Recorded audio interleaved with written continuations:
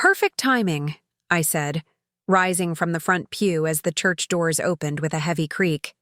Since you've all decided to make an entrance, I'd like you to introduce yourselves to everyone here. My voice carried clearly through the hushed sanctuary, where 200 mourners had gathered to honor my husband's memory. Especially you, Rebecca. I believe you have something that belongs to me. The woman in the black dress froze in the doorway, her face draining of color as she clutched the hand of a boy who couldn't have been more than 12. Behind her stood a teenage girl with my late husband's unmistakable green eyes and stubborn chin. The family resemblance was so striking that several of Marcus's army buddies actually gasped audibly from their seats in the third row. I had never planned to turn my husband's funeral into a public reckoning. For 36 hours, I had wrestled with whether to confront them privately or let sleeping dogs lie. But when I saw Rebecca Martinez walking through those church doors wearing the widow's weeds that should have been mine alone, carrying herself with the entitled grief of a woman who believed she had every right to mourn Marcus publicly, I knew the time for private conversations had passed. The sanctuary fell into the kind of complete silence that only comes with collective shock. Marcus's commanding officer, Colonel Peterson, sat rigid with confusion in the front row beside Marcus's parents, whose bewildered expressions mirrored those of everyone else present. The only sounds were the soft whisper of the air conditioning and someone's muffled cough from the back of the church. Rebecca's eyes darted around the packed sanctuary, taking in the sea of uniforms, the massive American flag draped over Marcus's casket, the enlarged photograph of him in his dress blues that I had carefully selected just 2 days ago. Her confident stride faltered as she realized this wasn't the small private service she had apparently expected to slip into unnoticed. "I don't understand," she whispered, but in the absolute quiet of the church, her words carried to every corner. "Marcus told me his family was small. He said there wouldn't be many people." Another lie to add to the collection I had been cataloging since discovering her existence 72 hours ago. Marcus had never been a man of few words or small gestures, and anyone who truly knew him would have anticipated exactly this kind of turnout. 3 decades of military service, 15 years in our tight-knit community, countless lives touched by his mentorship and friendship. The church was standing room only, with additional mourners listening from the vestibule. "He told you a lot of things," I replied evenly, my hands steady despite the adrenaline coursing through my veins. "But we'll get to that." I gestured toward the half-empty pew that Rebecca's arrival had interrupted. "Please sit down, all of you. We have much to discuss." The boy at Rebecca's side looked up at her with confused eyes that were far too old for his young face. The teenager hung back, as if every instinct told her to flee, but she remained rooted beside the woman who was clearly her mother. I could see Marcus in both children so clearly that it took every ounce of composure I possessed not to let my carefully constructed facade crack. Marcus Anthony Chen, Staff Sergeant, United States Army, retired. Father, mentor, pillar of the community, devoted husband of 12 years.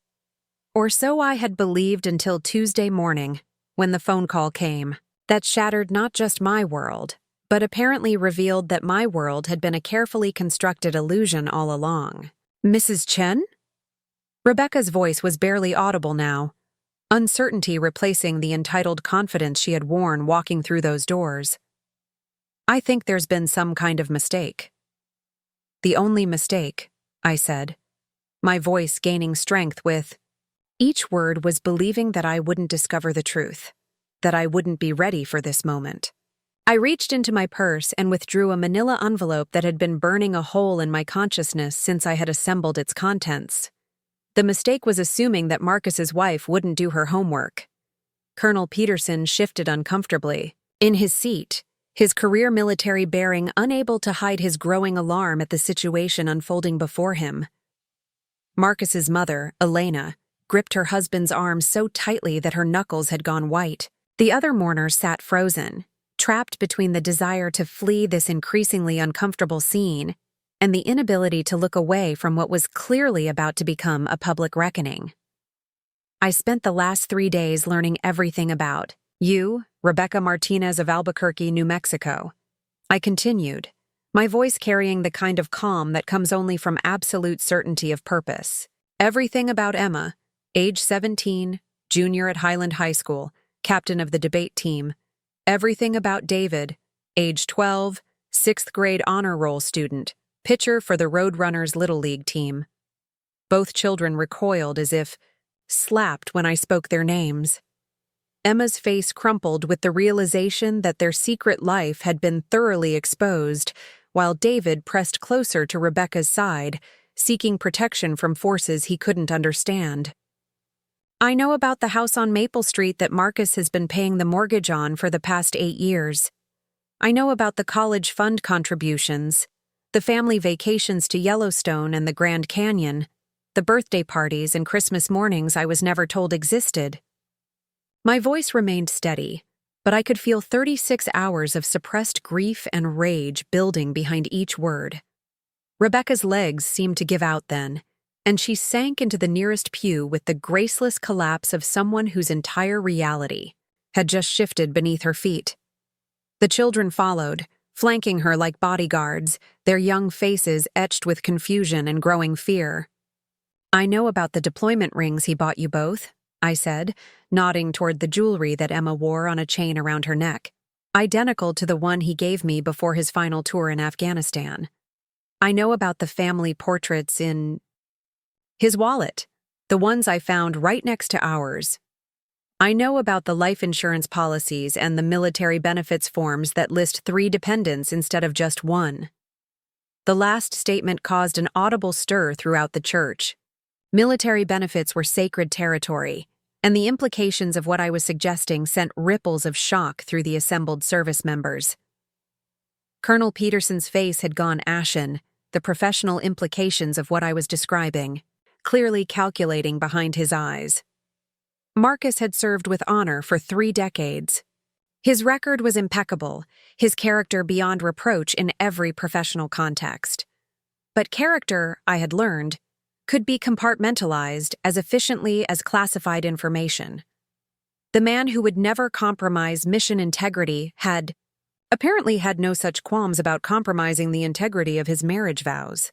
"Mrs. Chen, please," Rebecca said, finally finding her voice, though it shook with emotion. "The children don't need to hear this. Whatever issues you have with me, they're innocent in all of this." "You're absolutely right," I agreed, surprising her. "They are innocent. That's exactly why they're going to hear the truth instead of more lies. They deserve to know who their father really was, just like I deserve to know who my husband really was." I could feel the weight of 200 pairs of eyes on me, could sense the collective held breath of people who had come to mourn a hero and found themselves witnesses to the dismantling of his carefully constructed double life. Some faces showed sympathy, others confusion, still others the dawning recognition that they, too, had been unknowing participants in Marcus's deception.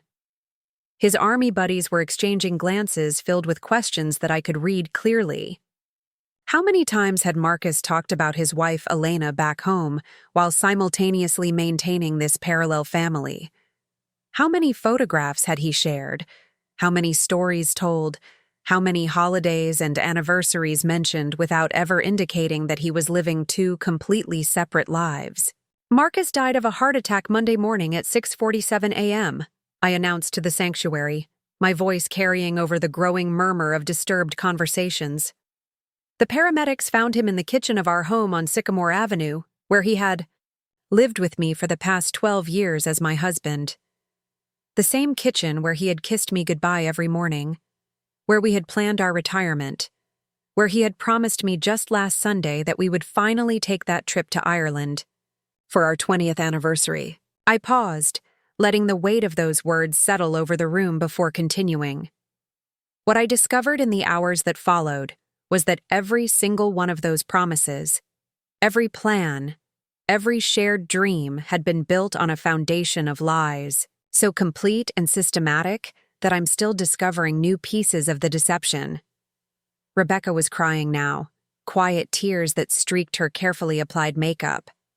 The children sat on either side of her like bookends, Emma's arm around her mother's, shoulders in a gesture that spoke of long practice at providing comfort in difficult situations. How many times had Rebecca cried over Marcus's absences, his broken promises, his divided attention? But here's what Marcus never understood about me, I said, my voice gaining strength as I reached the crescendo of this opening salvo. I don't do anything halfway. When I loved him completely. When I built our life together, I built it to last. And when I discovered his betrayal, I investigated it with the same thoroughness I once applied to creating our happiness. I held up the manila envelope again, and this time Rebecca's eyes fixed on it with the terror of someone who knew exactly what kind of evidence it might contain. So, yes, Rebecca, this is perfect timing. Because while you may have thought you were coming to blend into the background of my husband's funeral, I've been preparing for this moment since Tuesday afternoon. And unlike Marcus, I believe in complete transparency. The silence that followed was pregnant with anticipation.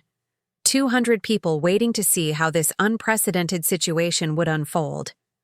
But I had learned something important about myself in the past 3 days. When pushed to the edge of everything I thought I knew about my life, I didn't crumble. I got strategic. I never questioned the empty spaces in Marcus's life because he had taught me that military marriages required a different kind of trust. When you love a soldier, you learn to fill the gaps with faith rather than curiosity. You accept that some conversations end abruptly when the phone rings, that certain emails arrive at odd hours, and that the man you married carries pieces of himself in places you'll never be allowed to access. For 12 years, I believed those spaces contained classified briefings, veteran support meetings, and the lingering shadows of deployments that had changed him in ways he couldn't articulate. I was proud of my ability to love him without needing to know everything, to give him the emotional room that his service had taught him to require. It never occurred to me that those carefully guarded spaces weren't protecting state secrets or processing trauma. They were hiding another family. Marcus and I met at a Veterans Day barbecue in 2011, 6 months after he had retired from active duty and moved to Millbrook to take a position training new recruits at the regional Army base. I was 31, working as a high school guidance counselor, and had been single for 2 years following a relationship that ended when my ex-fiancé decided he wasn't ready for the commitment he had proposed. I had sworn off military men entirely after watching my sister Sarah's marriage collapse under the weight of deployment schedules and the emotional distance that seemed to come standard with the uniform. But Marcus was different, or so I thought. He had completed his service, transitioned to civilian life with the kind of purposeful planning that characterized everything he did. When he talked about the future, he painted pictures that included Sunday morning coffee, joint bank accounts, and the kind of mundane stability that I had craved after years of watching friends navigate the unpredictability of military relationships. "I'm done with secrets, Elena," he had told me on our 4th date, reaching across the table at Romano's Italian restaurant to take my hand. 30 years of compartmentalized living, of keeping work separate from personal, of never being able to tell the people I love what I'm really doing or where I'm really going. I want something real now, something transparent. The irony of those words would return to haunt me years later, but at the time, they represented everything I thought I wanted to hear. Marcus seemed like a man who had served his country with honor and was ready to serve his family with the same dedication. He spoke about marriage as a mission he was prepared to execute with military precision, complete with strategic planning and unwavering commitment to success. Our courtship unfolded with the methodical progression of a well-planned campaign. 3 months of dating led to meeting each other's families, 6 months to discussions of long-term compatibility, 9 months to moving in together. Marcus approached our relationship with the same systematic thoroughness he had once applied to military operations, checking off milestones with satisfied efficiency. "Relationships fail when people don't do the work," he would say, reviewing our shared calendar over Sunday morning coffee. Success requires clear communication, defined objectives, and consistent follow-through. He maintained spreadsheets tracking our finances, calendars coordinating our schedules, and what he called relationship maintenance protocols that included weekly check-ins about our individual goals and mutual satisfaction levels. I found his structured approach both endearing and reassuring after the chaos of my previous relationship. Marcus was a man who planned anniversary dinners 6 months in advance, who researched vacation destinations with the thoroughness of intelligence, gathering, who never missed a birthday or forgot an important date. He brought military efficiency to civilian romance, and the result felt solid in ways I had never experienced before. When he proposed on the 2-year anniversary of our first date, he presented me with a ring he had designed himself, a detailed explanation of his research into conflict-free diamonds, and a leather portfolio containing his financial projections for our combined future. "I don't do anything halfway, Elena," he said, kneeling in the same restaurant where we had shared our first dinner date. "If you marry me, you're getting a man who will approach loving you with the same commitment I once brought to serving my country." Our wedding was a precisely orchestrated celebration that reflected Marcus's attention to detail and my desire for traditional elegance. He insisted on a military ceremony complete with the sword arch, despite having been retired for 3 years.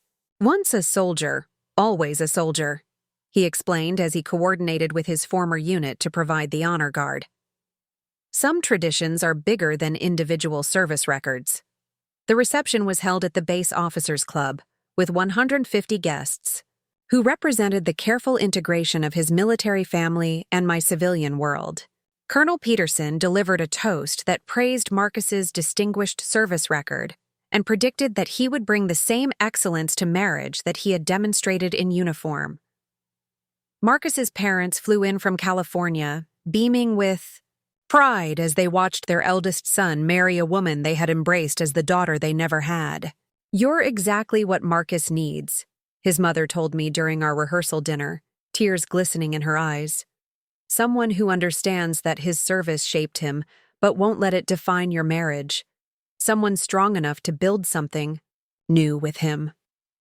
I treasured those words throughout the early years of our marriage, especially during the moments when Marcus's military bearing felt more like emotional distance than protective strength. When he disappeared into his home office for hours-long phone calls with veteran friends, when he traveled for training conferences that seemed to require more communication blackouts than seemed reasonable, when he maintained certain routines and schedules with an inflexibility that sometimes felt more like compulsion than preference.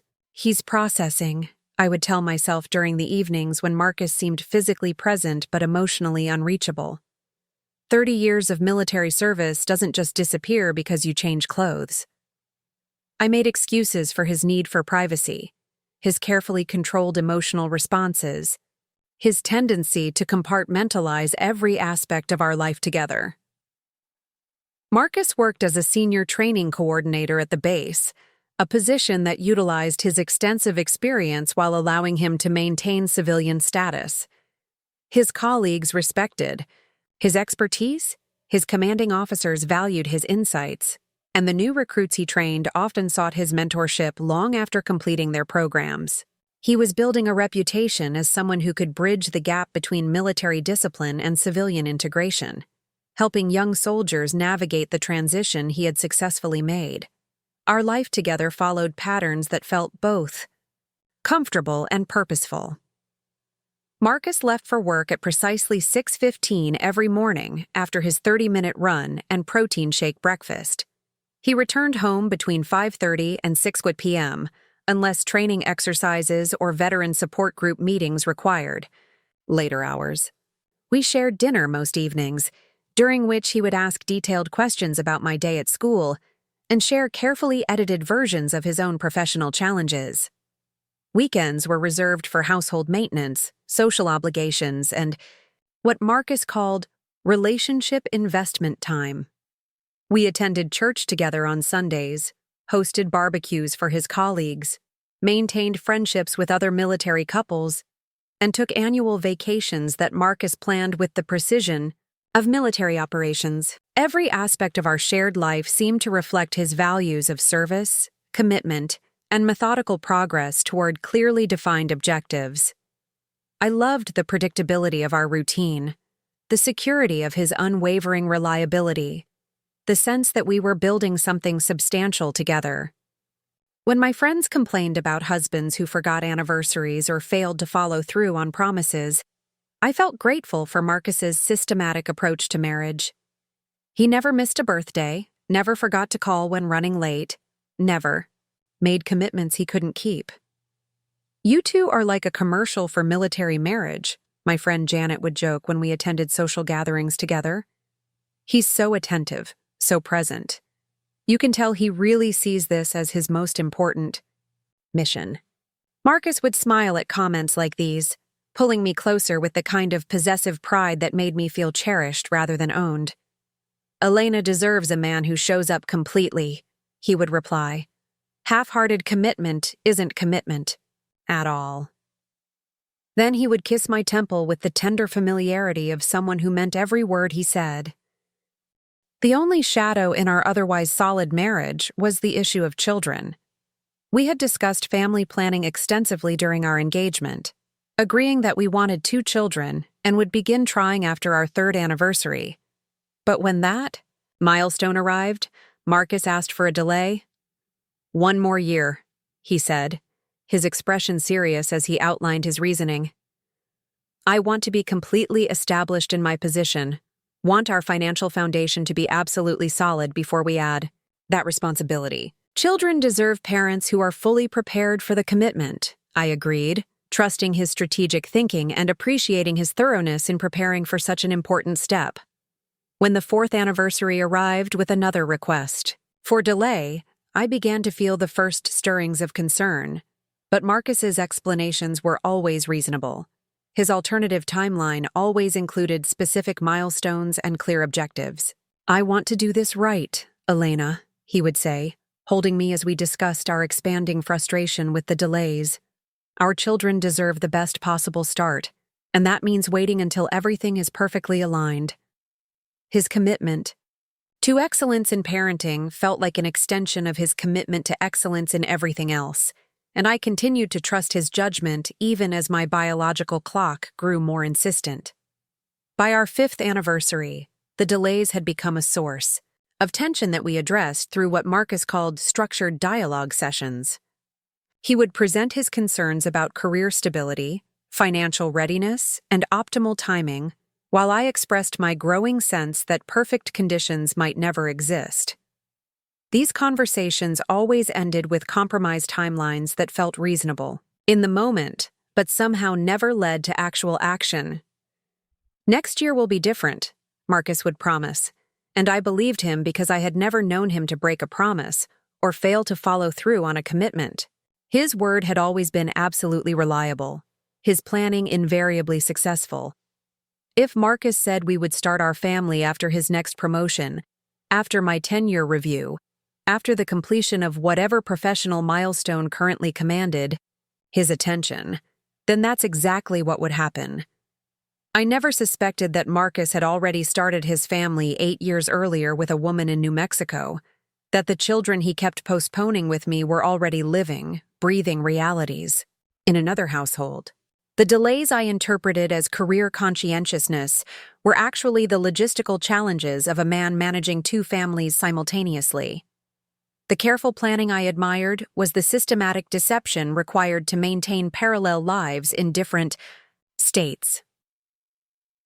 For 12 years, I built my identity around being Marcus Chen's wife, secure in the knowledge that I had married a man of integrity whose military service had taught him the value of honor, commitment, and unwavering loyalty. I took pride in our stable marriage, our financial security, our active participation in the military community, and our shared plans for a future that seemed as solid as the foundation we had built together. The morning Marcus died, I was already planning the surprise party for our 13th anniversary, researching the trip to Ireland he had promised we would finally take, and reviewing the adoption information I had quietly gathered as an alternative path to the family we had been postponing for so many years. I thought I was planning our next chapter. I had no idea I was planning the end of everything I believed to be true. The phone call came at 11:47 a.m. on Tuesday, exactly 29 hours after the paramedics had pronounced Marcus dead in our kitchen. I was sitting at his desk in our home office, surrounded by the overwhelming bureaucracy that death demands of the living. Social Security notifications, bank account closures, insurance claims, funeral arrangements. The systematic dismantling of a shared life reduced to paperwork and phone calls to customer service representatives, who offered scripted condolences before requesting policy numbers. Marcus's cell phone had been buzzing intermittently since Monday evening, calls from colleagues and friends who hadn't yet heard the news. I had been letting them go to voicemail, planning to return them once I had sorted through the most urgent administrative tasks. But this call was different. It rang with the insistent pattern of someone who intended to keep trying until they reached him. I picked up the phone without thinking, my mind still focused on the life insurance forms spread across Marcus's meticulously organized desk. "Hello?" "Marcus." "Thank God," came a woman's voice, breathless with relief. "I've been trying to reach you since yesterday. Emma's been asking about the college visit, and I didn't know what to tell her. You promised you'd call Sunday night, and when you didn't..." The voice trailed off, and I could hear background noise. That sounded like children arguing over breakfast. I sat in stunned silence, the insurance forms forgotten as my brain struggled to process what I was hearing. Emma. A college visit. A promised call that Marcus had failed to make because he had been dead for over 24 hours. "I'm sorry," I managed, my voice sounding strange in my own ears. "I think you have the wrong number." "Elena?" The woman's voice sharpened with confusion. "Is that you? Marcus told me about you, but I thought... he said you two were..." She stopped abruptly, and I could hear her sharp intake of breath as realization dawned. My blood turned to ice water in my veins. This stranger knew my name.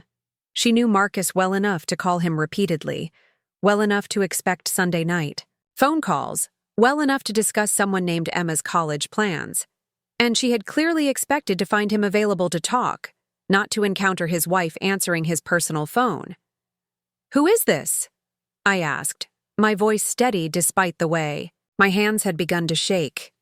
There was a long pause, filled with the sounds of a household in motion, a door slamming, someone calling for missing homework, the familiar chaos of a family mourning that I recognized from my years as a school counselor. Finally, the woman spoke again, her voice careful and measured.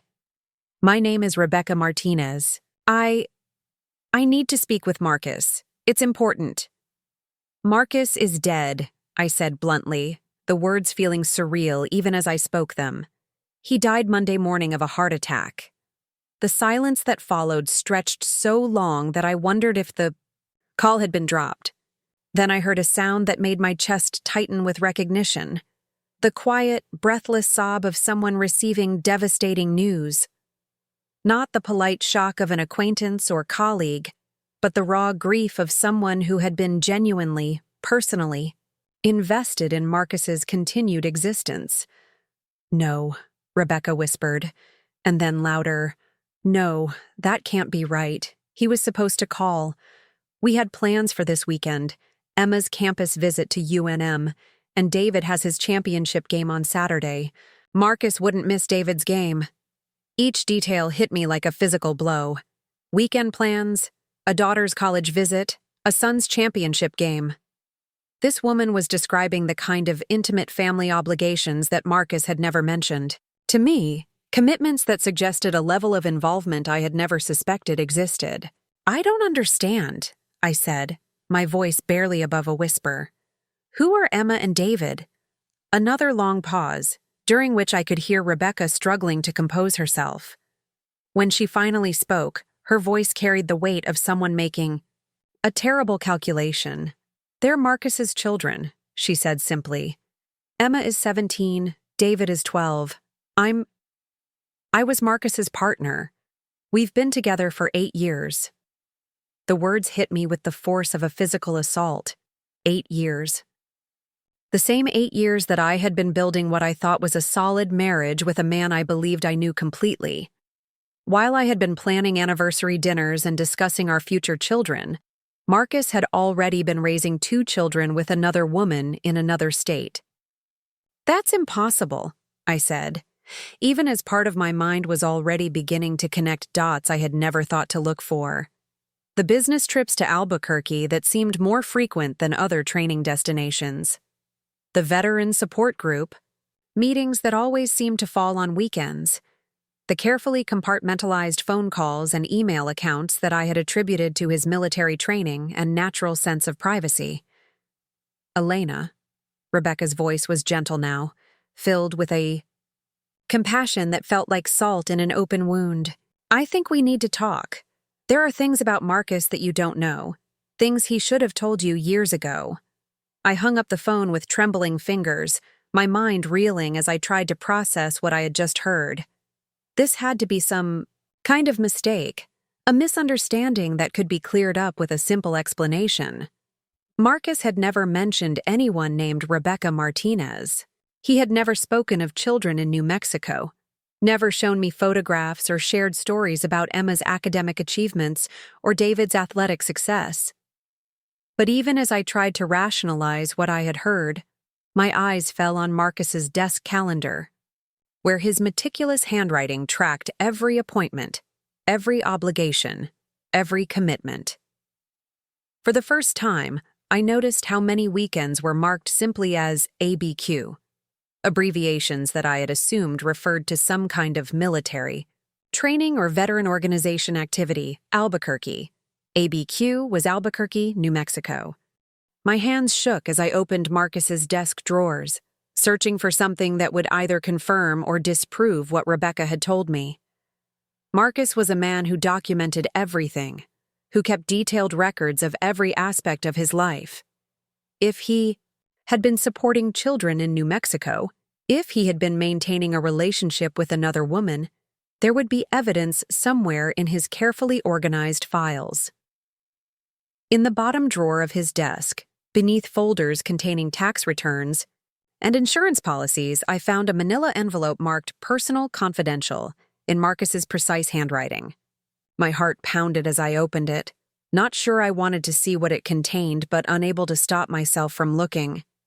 Inside were photographs, professional school portraits of a teenage girl with Marcus's green eyes and serious expression, informal snapshots of a younger boy in a baseball uniform, family pictures taken at what appeared to be birthday parties and holiday celebrations. And in every family photo, standing beside the children with the easy familiarity of someone who belonged in the frame, was the same woman whose voice I had just heard on the phone. Rebecca Martinez was beautiful in an understated way that reminded me uncomfortably of myself at that age. Dark hair, warm smile, the kind of casual confidence that came from being secure in her place in someone's life. In the photographs, she and Marcus looked like any other family, proud parents celebrating their children's milestones, creating memories that would last a lifetime. But these weren't just random photographs. They were professionally mounted, carefully preserved, obviously treasured keepsakes that Marcus had hidden in his most private space. Some were dated, spanning years of birthdays and holidays and school events. Emma's kindergarten graduation in 2012. David's first Little League. Team photo in 2015. Christmas morning celebrations that had happened while I was celebrating the same holiday with Marcus in our own home. Beneath the photographs were documents that made my discovery even more devastating. Bank statements showing regular transfers to an account in Rebecca Martinez's name. Insurance policies listing Emma Martinez Chen and David Martinez Chen as beneficiaries. School enrollment forms where Marcus was listed as the father, with his signature authorizing field trips and medical treatments. And at the bottom of the pile, as if Marcus had been saving the most damning evidence for last, was a Father's Day card made from construction paper and covered with glitter. The childish handwriting inside read, To the best daddy in the world. Thank you for always being there for us.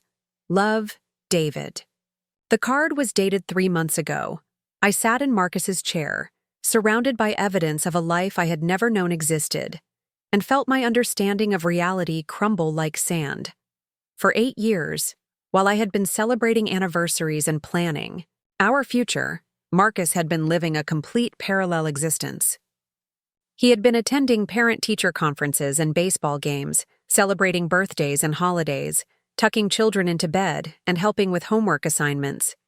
He had been a father, a partner, a family man whose family had never included me. The phone rang again, startling me from my shocked reverie. This time I checked the caller ID before answering. Rebecca Martinez. "Elena," she said when I picked up, her voice thick with tears. "I know this is overwhelming. I know you must have questions. But I need you to understand that Marcus loved those children more than anything in the world. Whatever else happened, whatever mistakes were made, Emma and David deserved better than finding out about their father's death from a stranger." "Mistakes?" I repeated, my voice hollow with disbelief. "Is that what you call this? Mistakes?" "I call it complicated," Rebecca replied softly. "And I call it something we need to discuss face to face. The children don't know about you, Elena. Marcus told them he wasn't married, that he had been in a relationship that ended badly years ago. They're going to want to say goodbye to their father, and they deserve that chance." I closed my eyes, trying to process the magnitude of what she was telling me. Marcus had lied to everyone. He had told me he was committed to our marriage while telling Rebecca and the children that he was essentially single. He had maintained 2 complete identities, 2 separate families, 2 entirely different versions of his life story. "The funeral is Thursday," I said numbly. "I know," Rebecca replied. "Marcus gave me your address years ago in case of emergencies. We'll be there." After she hung up, I sat alone in Marcus's office, surrounded by the evidence of his systematic deception, and realized that everything I thought I knew about my husband had been carefully constructed fiction. The man I had mourned for the past 29 hours had never really existed at all. After Rebecca's call, I couldn't bring myself to leave Marcus's office.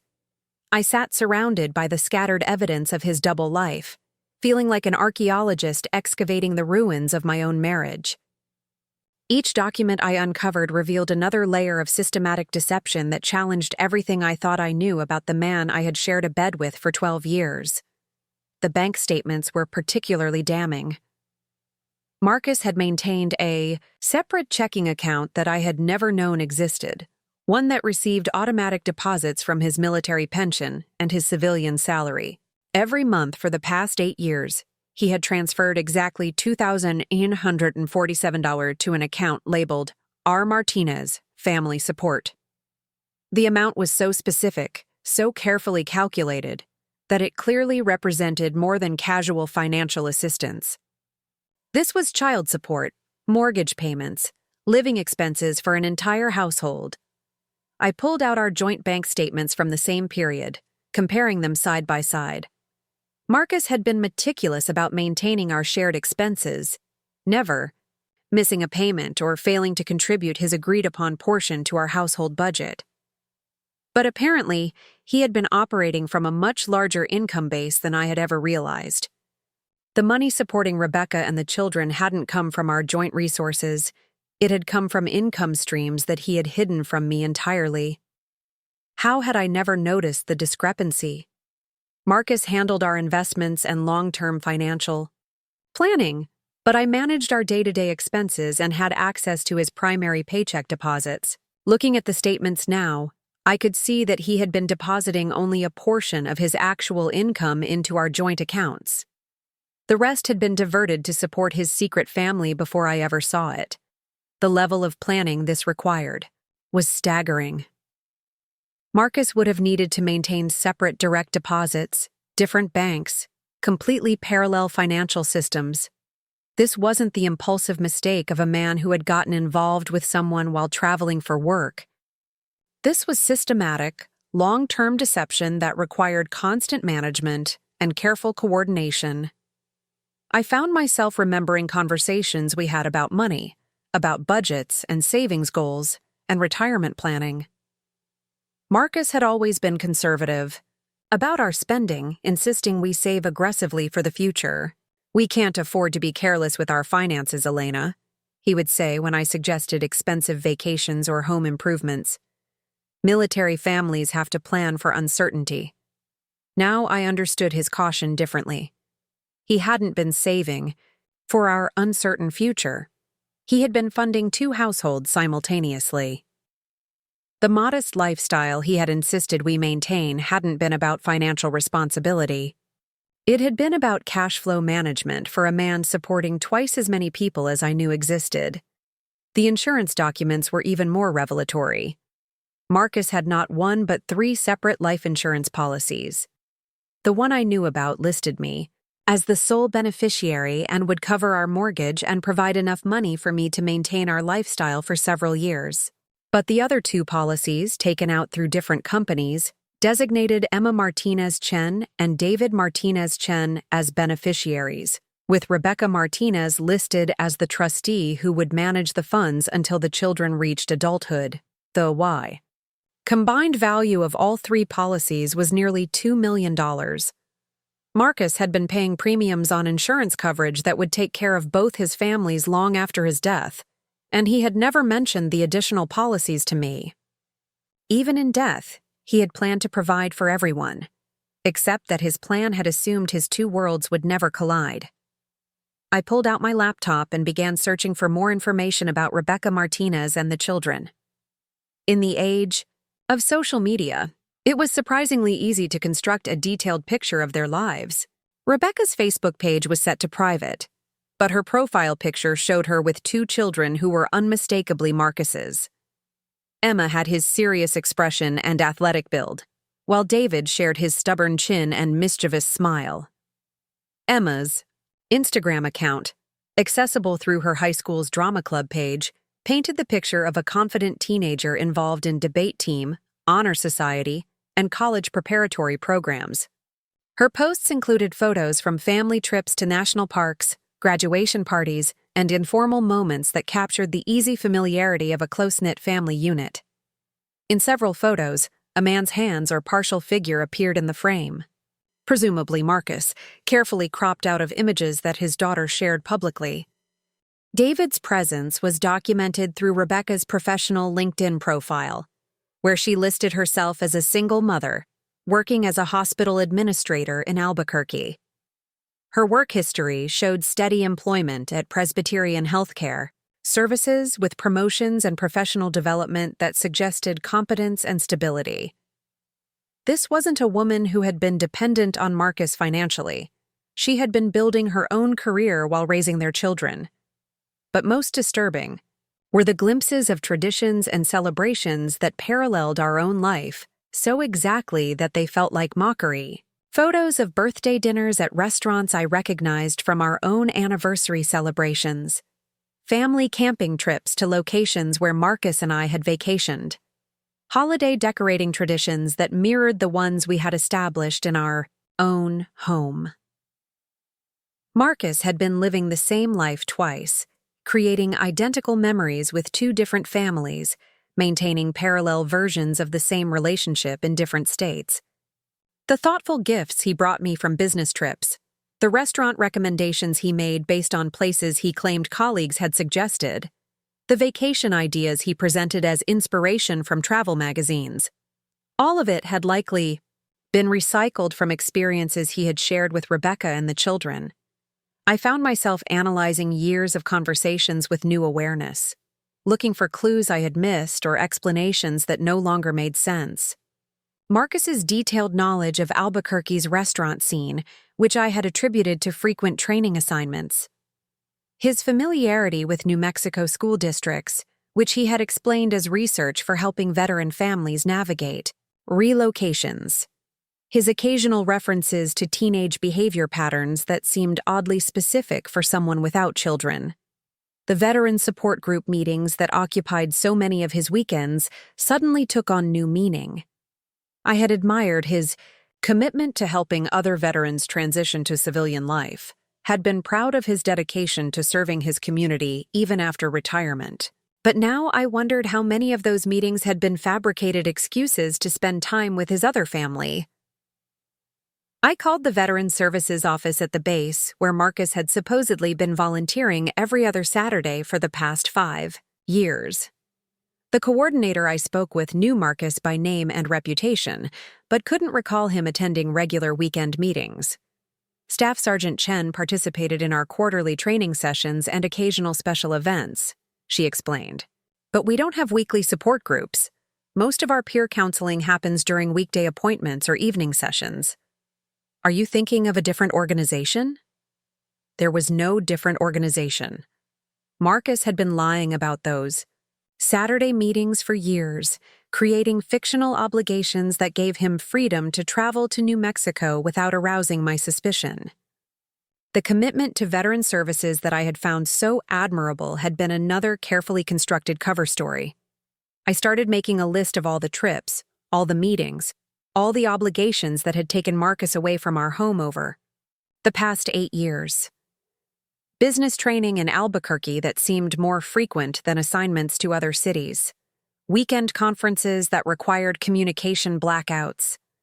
Holiday duty assignments that conveniently fell on dates when I had planned special celebrations. The pattern was undeniable once I looked for it. Marcus had been systematically creating opportunities to spend time with Rebecca and the children, while maintaining the appearance of professional and community commitments.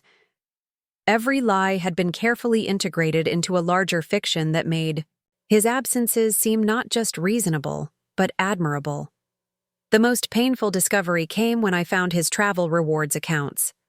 Marcus had been earning airline miles and hotel points from all his supposed business travel, but instead of using them for our vacations together, he had been redeeming them for flights to Albuquerque and family trips that included Rebecca and the children. Our modest anniversary dinners and carefully budgeted weekend getaways suddenly made sense in the context of a man who was spending his discretionary travel benefits on another family. I pulled out every photo album we had created together, looking for evidence I had missed. In hindsight, there were telltale signs in almost every picture. Marcus's distracted expressions during what should have been romantic moments. His habit of checking his phone constantly during our vacations. The way he sometimes seemed to be mentally somewhere else, even when he was physically present. But the most devastating realization was how naturally the deception had come to him. Marcus had never seemed stressed by maintaining 2 separate lives. Never appeared guilty or conflicted about his double existence. He had approached bigamy with the same systematic efficiency he brought to everything else, managing complex logistics with military precision. The man I had married was capable of looking me in the eye every morning over coffee and lying about fundamental aspects of his life without any visible discomfort. He could make love to me on Sunday night and travel to another woman's bed on Tuesday, apparently without experiencing any cognitive dissonance. He could help me plan our future while simultaneously planning a completely different future with another family. As Tuesday evening faded into night, I sat in Marcus's office surrounded by the evidence of his systematic betrayal, finally understanding that I had never really known my husband at all. The Marcus Chen I had loved and mourned was as fictional as his cover stories, a carefully constructed persona designed to elicit trust and affection while concealing the man he actually was. But as devastating as this discovery was, it also clarified something important for me. If Marcus had been capable of maintaining such elaborate deceptions for so many years, then Rebecca and the children were as much victims of his lies as I was. They deserved to know the truth about their father, just as I deserved to know the truth about my husband, and they would be attending his funeral in less than 48 hours, expecting to find a small, private service where they could mourn quietly without drawing attention to their complicated relationship with the deceased. Instead, They were going to walk into a sanctuary filled with 200 people who had no idea they existed. And I was going to have to decide whether to protect Marcus's reputation or expose his deception in front of everyone who had respected and admired him. As I finally turned off the lights in his office, I realized that Marcus had made that decision. For me, years ago, when he chose deception over honesty, the man being eulogized on Thursday wasn't the father Emma and David had known, and he wasn't the husband I had believed I was married to. He was a stranger who had worn different masks for different audiences, and it was time for all of us to see his real face. Wednesday morning arrived gray and drizzling, the kind of March weather that makes everything feel heavier than it should. I had spent the night on the living room couch, unable to face the bedroom Marcus and I had shared, unable to sleep surrounded by the remnants of what I now knew had been an elaborate performance. Every piece of furniture, every photograph, every shared memory felt contaminated by the knowledge of his deception. I was making coffee with shaking hands when my phone rang. The caller ID showed a number with a New Mexico area code that I didn't recognize.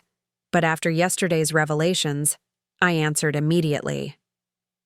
"Elena, this is Rebecca."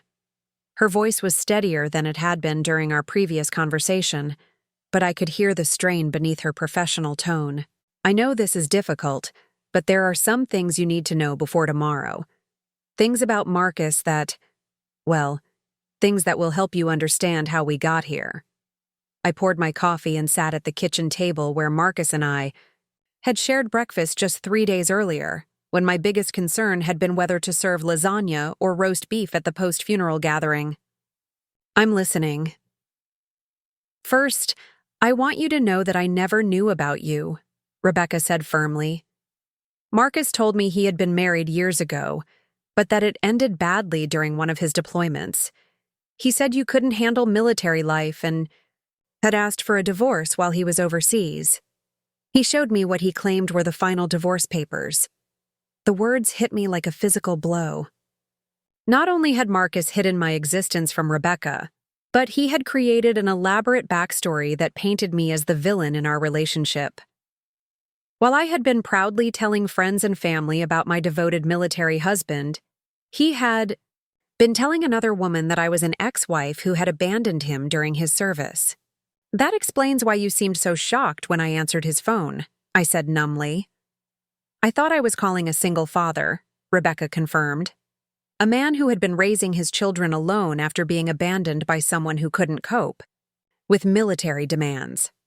That was the story he told everyone in Albuquerque, his friends, his neighbors, the other parents at Emma and David's schools. Everyone believed he was a divorced single father who had been deeply hurt by his ex-wife's betrayal. I closed my eyes, trying to process the magnitude of his deception. Marcus had not only been living a double life, he had been actively rewriting our marriage history to justify his actions to himself and others. In his version of events, I was the one who had failed our relationship, the weak civilian who couldn't handle the sacrifices required of a military wife. "There's more," Rebecca continued, and I could hear her taking a deep breath. "Emma found some things while helping me go through Marcus's apartment yesterday. Things that suggest this situation is even more complicated than either of us realized." "His apartment," I interrupted.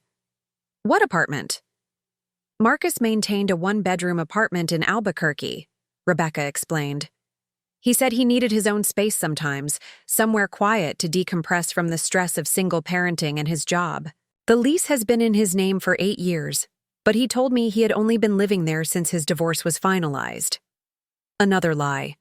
Another carefully constructed piece of his fictional narrative. Marcus had been paying for an apartment in New Mexico for the entire duration of our marriage, maintaining a third residence that neither of his families had known about.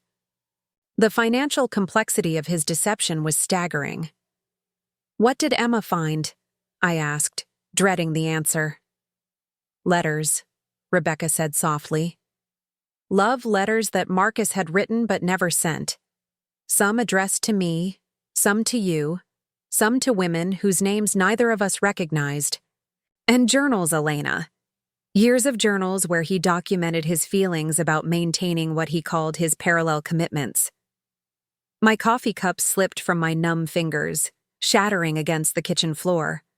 The sound seemed to echo in the sudden silence as I tried to comprehend what Rebecca was telling me. Marcus had been writing about his double life, documenting his deception like some kind of psychological experiment. "He kept journals?" I whispered. "Detailed ones." Emma only read a few pages before she realized what they were, and brought them to me. "Elena, these journals go back to before David was born, before he even met you.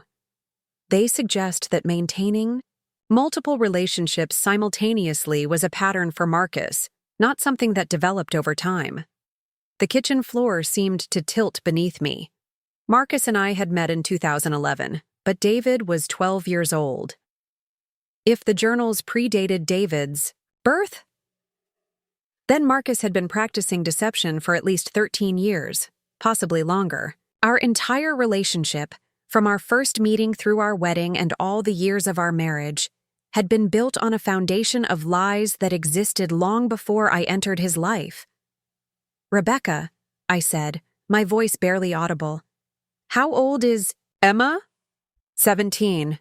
She'll be 18 in June.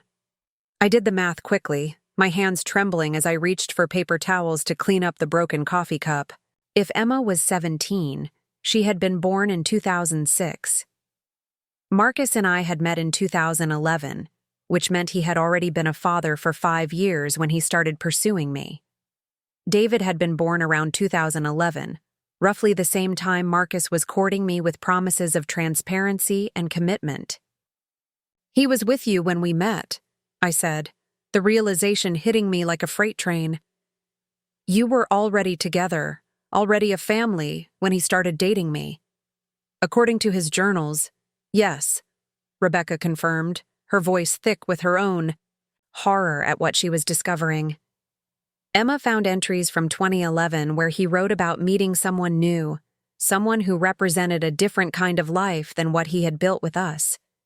He described you as an opportunity to experience conventional marriage without giving up the family he had already created. I slumped against the kitchen counter, my legs no longer able to support my weight.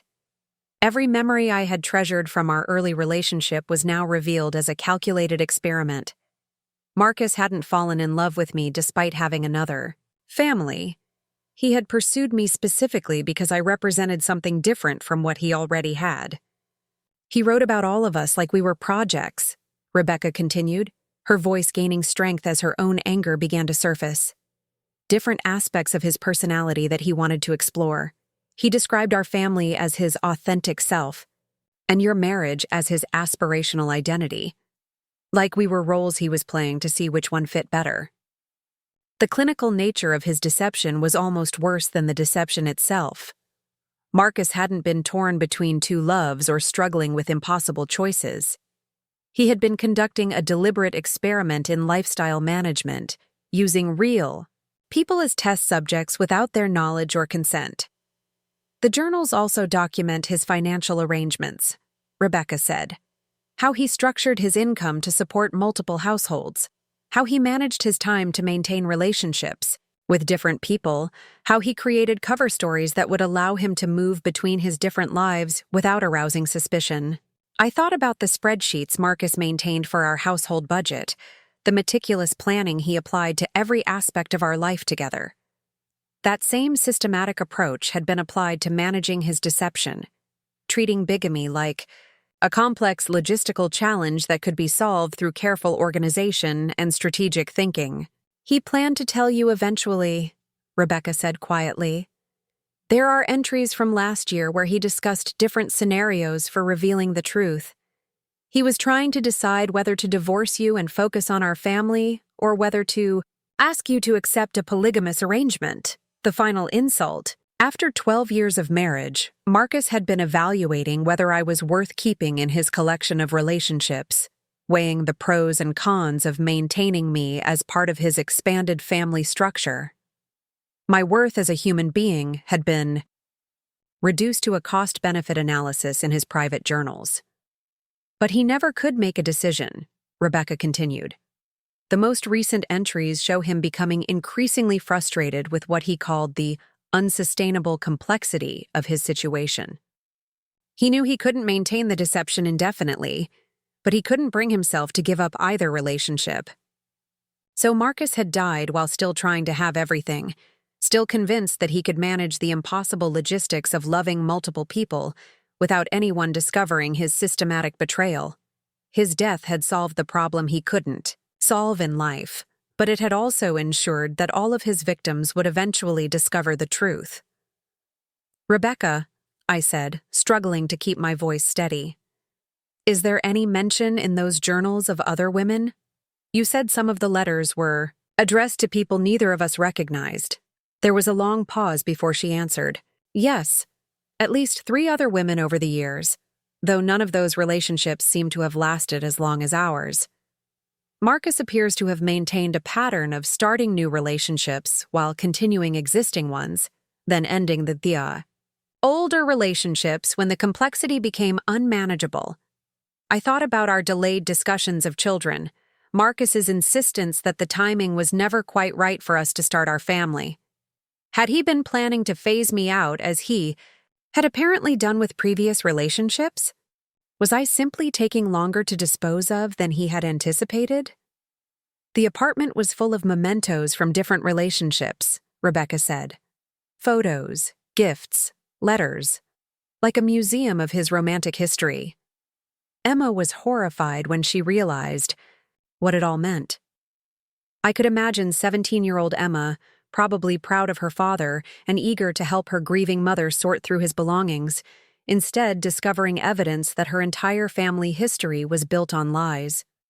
She had grown up believing her father was a single parent who had been wronged by an uncaring ex-wife, only to discover that he was actually a serial deceiver who had been betraying multiple women simultaneously. "How are the children handling this?" I asked, surprised by my genuine concern for kids I had never met but who were clearly as much victims of Marcus's deception as Rebecca and I were. "David doesn't understand yet," Rebecca said. "He knows something is wrong, but Emma and I haven't figured out how to explain that his father wasn't the man he thought he was. Emma is devastated. She's questioning everything she thought she knew about Marcus, about our family, about her own identity." I understood that feeling intimately.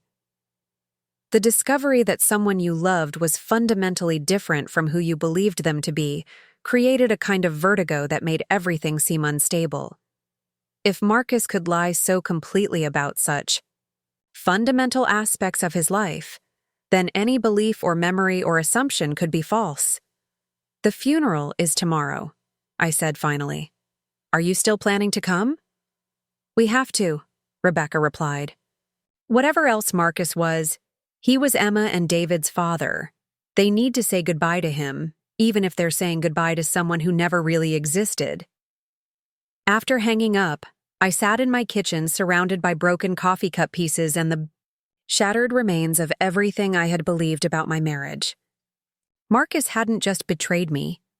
He had been using me as part of an elaborate psychological experiment, treating our relationship as one component of a complex system designed to satisfy his need for variety and control. The man I had mourned was a complete fiction, a carefully constructed persona that had never existed anywhere except in my own deceived mind. And tomorrow, I would have to stand in front of 200 people who respected that fictional man and decide whether to preserve his reputation or reveal the truth about who he really was. The choice was becoming clearer with each horrible revelation. Marcus had forfeited the right to posthumous protection when he decided to treat the people who loved him like experimental subjects in his personal research project. Wednesday afternoon, I sat in my living room staring at the funeral program I had designed just 24 hours earlier. The elegant layout featured Marcus's military portrait, a carefully selected Bible verse about honor and service, and a schedule of events that painted the picture of a decorated veteran's dignified farewell. Every detail reflected the man I had believed I was married to: devoted husband, dedicated soldier, pillar of the community. Now the program felt like a piece of propaganda for a person who had never existed. I had been planning to deliver a eulogy that celebrated Marcus's commitment to service, his integrity, his unwavering loyalty to the people he loved. I had carefully crafted words that would comfort his grieving parents, honor his military career, and provide closure for the community members who had respected him. The speech was typed and printed, waiting in my purse alongside tissues and the other necessities of public mourning. But everything had changed. In less than 36 hours, I had discovered that my husband was a serial deceiver who had treated our marriage as an experiment, maintained multiple families simultaneously, and documented his deceptions in detailed journals like some kind of psychological case study. The man being eulogized tomorrow was a complete fiction, and I was the only person in that church who would know the truth. Except that wasn't accurate anymore. Rebecca Martinez and her children also knew the truth, and they would be sitting in that sanctuary expecting to find a small, quiet service where they could mourn their father and partner privately. Instead, they were going to encounter 200 people celebrating a man who had systematically lied to everyone who loved him. The question was no longer whether to expose Marcus's deception. The question was how to do it in a way that served justice while protecting the innocent people who had been caught in the wreckage of his choices. I picked up my phone and dialed a number I hadn't called in years. Janet Morrison speaking. The voice was crisp and professional, exactly as I remembered from our college days when Janet had been the editor of our campus newspaper, and I had been a staff writer covering environmental issues. Janet, it's Elena. Chen, I know this is unexpected, but I need your help with something complicated. There was a brief pause, then Janet's tone shifted to the warm familiarity of long friendship. Elena, I heard about Marcus. I'm so sorry for your loss. What can I do? Janet was now the senior reporter for the Millbrook Tribune, our local newspaper. More importantly, she was someone I trusted to handle sensitive information with both professionalism and discretion. If I was going to control the narrative of Marcus's exposure, I needed someone who understood the power of strategic information management. I need to meet with you today, I said. There are some things about Marcus that are going to come out tomorrow, and I want to make sure the story is told correctly. Can you come to my house this evening? Of course. Elena, is everything all right? You sound... She paused, clearly searching for the right words. I sound like someone whose entire life has been revealed as an elaborate lie, I finished. Which is exactly what I am. 7 o'clock? After confirming our meeting, I made my second strategic call. Patrick Wilson had been Marcus's best friend since their Army days, a fellow veteran who had transitioned into civilian life as a family therapist specializing in military families. Patrick had been scheduled to deliver one of the eulogies at tomorrow's service, and he deserved to know what he might be walking into. Elena, how are you holding up? Patrick's voice carried the gentle concern of someone trained to recognize emotional crisis. Patrick, I need you to come over this evening. There are some things about Marcus that you need to know before tomorrow's service. Things that are going to change how you think about him. The silence that followed stretched long enough that I wondered if the call had dropped. Finally, Patrick spoke, his therapist training evident in his careful tone. Elena, grief can sometimes make us question things we thought we knew about people we loved. Sometimes our minds create doubts as a way of processing loss. Patrick, I interrupted gently but firmly. Marcus had another family, a partner and 2 children in New Mexico. For 8 years, he maintained 2 separate households, 2 separate lives, and lied to everyone about it. This isn't grief talking. This is documentation. Another long silence, then a quiet exhale that spoke volumes about Patrick's professional assessment of what I had just told him. I'll be there at 6:30, he said simply. My third call was the most difficult. Marcus's parents lived 3 hours away and had already made the drive to Millbrook for tomorrow's service. They were staying at the Hampton Inn downtown, probably reviewing their own memories of their son and preparing for the most difficult day of their lives. "Elena, sweetheart." Marcus's mother, Helen, answered on the second ring, her voice thick with the exhaustion of grief. "How are you managing? Your father and I have been so worried about you." Helen and Robert Chen had welcomed me into their family with the same systematic thoroughness that Marcus applied to everything else. They had embraced me as the daughter they never had, celebrated our anniversaries, included me in family traditions, and planned to spoil the grandchildren they believed Marcus and I would eventually provide. "Helen, I need you and Robert to come to the house this evening. There are some complications with tomorrow's service that we need to discuss." "Complications? Elena, you're worrying me. Is it the military honor ceremony? The church arrangements?" "It's about Marcus," I said, my voice steadier than I felt. "About things he never told any of us. Things that are going to come out tomorrow, whether we're prepared for them or not." By 4 o'clock, I had transformed my living room into a crisis management center. I arranged chairs in a semicircle facing the couch where I would sit, positioned boxes of tissues strategically around the room, and prepared folders containing copies of the most relevant evidence I had discovered. Bank statements, insurance, policies, photographs, and selected excerpts from Rebecca's phone call that I had written down while they were fresh in my memory. I also printed out the email Rebecca had sent me that afternoon, containing digital copies of pages from Marcus's journals that she felt were essential for understanding the scope of his deception. Reading those pages had been like conducting an autopsy on my own marriage, examining the systematic way Marcus had dissected his feelings and analyzed his relationships like scientific specimens. Janet arrived first, her reporter's instincts evident in the way she immediately assessed the staged living room and my carefully composed appearance. "You look like someone preparing for a press conference," she observed, settling into the chair I indicated. "Elena, what exactly are we dealing with here?" Before I could answer, Patrick knocked on the door, followed immediately by Marcus's parents. Within minutes, my living room was filled with 4 people who had loved and respected Marcus Chen, all of them about to discover that the man they had known was a carefully constructed facade. "I'm going to tell you everything I've learned in the past 2 days," I began, my voice steady despite the magnitude of what I was about to reveal. "Some of it is going to be shocking, all of it is going to be painful, and by the end, we're going to need to make some decisions about how to handle tomorrow's service."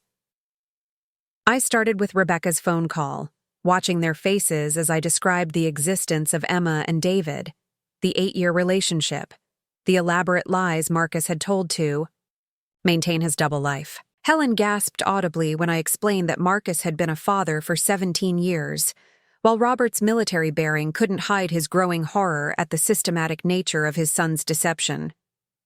Patrick's professional training was evident in his controlled reactions, but I could see him processing the information through the lens of his therapeutic experience with troubled families. Janet, meanwhile, was taking notes with the focused attention of someone who understood she was documenting a story that would have significant impact. When I shared the contents of Marcus's journals, describing his clinical approach to managing multiple relationships and his documented plans for potentially expanding his family structure, Helen began crying quietly. Robert stood and walked to the window, staring out at the street where his son had once lived what everyone believed was a normal, honest life. "Tomorrow," I continued, "Rebecca Martinez and her 2 children are going to walk into St. Matthew's Church expecting to find a small private service where they can say goodbye to Marcus without drawing attention to their complicated relationship with him. Instead, they're going to find 200 people celebrating a man who lied to them just as systematically as he lied to us." I opened the folder containing photographs of Emma and David, passing them around the room. The family resemblance was undeniable, and seeing Marcus's features reflected in children they had never known existed seemed to hit his parents with fresh waves of grief and shock. "The question," I said, "is how we handle the collision of Marcus's 2 worlds. We can try to protect his reputation by keeping this information private, or we can ensure that everyone who loved him understands who he really was. Janet looked up from her notes. Elena, are you asking me to break this story? I'm asking you to be prepared to report it accurately when it breaks itself, I replied. Because it's going to break tomorrow, whether we manage it or not. Rebecca and those children deserve to mourn their father publicly, and they deserve to do it without being treated like shameful secrets that need to be hidden.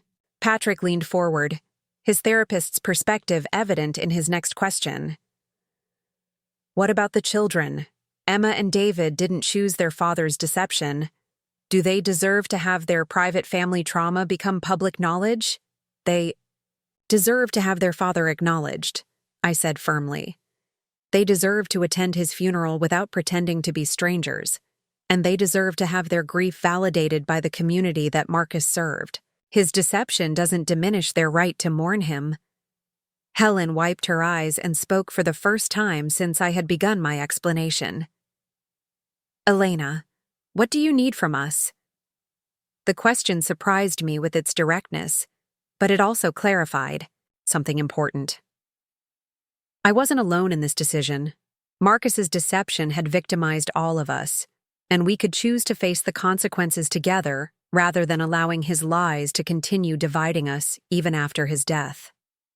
I need you to understand that tomorrow is going to be unlike any funeral you've ever attended, I said. And I need you to decide whether you're going to stand with me when I tell the truth about who Marcus really was. The meeting in my living room lasted until nearly 10 o'clock, transforming from a revelation session into something resembling a military briefing. Once Marcus's parents and friends had processed the initial shock of his deception, their responses fell along predictable lines that reflected their individual relationships with him and their professional backgrounds. Patrick, drawing on his therapeutic training, focused on damage control and emotional protection for the innocent parties involved. We need to consider the psychological impact on Emma and David, he said, reviewing the photographs I had shared. They're about to lose their father and discover that their entire family history was built on lies. Adding public scrutiny to that trauma could be devastating. Janet approached the situation with a journalist's instincts for story management and public interest. This is going to be news whether we control it or not, she pointed out pragmatically. A decorated veteran maintaining 2 families for 8 years, using military benefits to support both households? The Tribune will have to cover it, and if we don't get ahead of the story, other outlets will fill the information vacuum with speculation and rumor. Robert Chen's military background shaped his response around concepts of honor and accountability. My son violated his marriage vows, deceived his family, and potentially committed fraud with his benefits, he said, his voice heavy with disappointment. The honorable thing would have been to face the consequences of his choices while he was alive. Since he didn't, the honorable thing now is to ensure the truth comes out in a way that serves justice rather than sensationalism. Helen's maternal instincts focused on protecting everyone Marcus had hurt, including the children she had just learned were her grandchildren. Those poor babies, she kept saying, studying Emma and David's photographs. They don't deserve to be punished for their father's mistakes. But they also don't deserve to be treated like shameful secrets. By the end of our discussion, we had developed what Patrick called a coordinated response strategy that would allow us to control the narrative while minimizing additional trauma to the children. The plan required careful timing, strategic positioning, and the cooperation of several key people who would need to be briefed before tomorrow's service. After everyone left, I spent the remainder of the evening preparing materials for what I had started thinking of as Operation Revelation. I created a comprehensive timeline of Marcus's deception, documenting key dates, financial transactions, and corroborating evidence that would support my statements during tomorrow's confrontation. I organized photographs chronologically, showing the parallel development of his 2 families over nearly a decade. Most importantly, I drafted a statement that would serve as both eulogy and expose, honoring the aspects of Marcus that had been genuine while acknowledging the systematic deceptions that had defined his adult life. The statement needed to be factual without being vindictive, comprehensive without being cruel, and sensitive to the children while being honest about their father's character. Marcus Chen served his country with distinction for 30 years, I wrote, but he failed to serve his family with the same honor.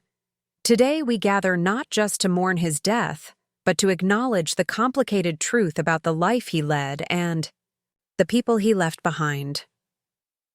Thursday morning arrived with unseasonable warmth and clear skies, the kind of perfect spring day that seemed to mock the gravity of what was about to unfold. I woke at 5 a.m. after 3 hours of restless sleep, my mind already focused on the logistical challenges of the day ahead. My first call was to Colonel Peterson, Marcus's former commanding officer, who was scheduled to present the flag ceremony and deliver remarks about Marcus's military service. The colonel needed to understand that today's service would be unlike the standard military funeral he was expecting. "Colonel, this is Elena Chen. I need to speak with you privately before this morning's service. There are some complications regarding Marcus's personal life that may impact the ceremony. Mrs. Chen, is there a security concern? Issues with military protocol? There are issues with Marcus's integrity that you should be aware of before you speak publicly about his character," I said carefully. "Can you meet me at the church at noon, an hour before the service begins?" After confirming that meeting, I called Reverend Matthews, who would be officiating the service. As the pastor who had counseled Marcus and me during our marriage preparation, and had delivered sermons praising military families and the sanctity of marriage vows, Reverend Matthews deserved advance warning about what his afternoon would entail. "Reverend, I need to prepare you for some information that will come out during today's service. Information about Marcus that will significantly change the context of your remarks." I could hear the concern in his voice as he agreed to meet with me at 11:30 just before my appointment with Colonel Peterson. Managing these preliminary conversations would require diplomatic precision, providing enough information to prevent anyone from being completely blindsided while maintaining the element of surprise that would make my confrontation with Rebecca effective.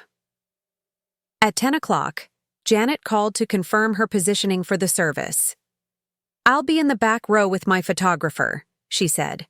"We'll document everything but won't interfere with the proceedings. Elena, are you sure you're ready for this? Once you make those statements public, there's no taking them back." "Marcus made this choice when he decided to bring Rebecca to his funeral," I replied. "I'm just making sure the choice gets executed properly." Patrick called at 10:30 to confirm his modified eulogy. Instead of the tribute to Marcus's character he had originally planned, he had prepared remarks that focused on supporting the families Marcus had left behind and the importance of truth in the healing process. "I'll speak after you," he said. "My role will be to provide context and emotional support for whatever reactions your revelations generate." Helen and Robert Chen arrived at my house at 11 to drive to the church together. Helen carried a large purse that I knew contained tissues, photographs of Emma and David that she had asked to keep, and the statement she had prepared in case she decided to speak publicly about her newfound grandchildren.